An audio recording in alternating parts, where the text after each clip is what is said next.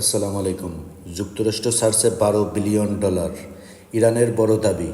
ইরানের শীর্ষ আলোচক ও পার্লামেন্ট স্পিকার মোহাম্মদ বাগির গালিবাফ দাবি করেছেন, যুক্তরাষ্ট্র ইরানের জব্দ থাকা $12 বিলিয়ন মার্কিন ডলার মুক্ত করতে সম্মত হয়েছে।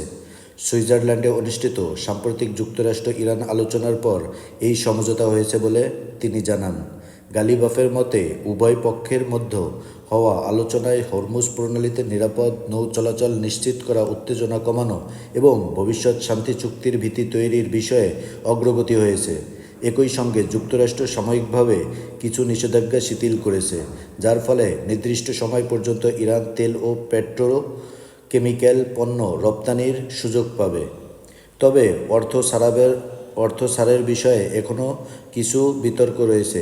মার্কিন কর্মকর্তারা জানিয়েছেন, অবমুক্ত অর্থের একটি অংশ কৃষিপণ্য কেনার কাজে ব্যবহৃত হতে পারে। অন্যদিকে ইরানের কিছু গণমাধ্যম ও কর্মকর্তারা এ বিষয়ে ভিন্ন অবস্থান নিয়েছেন।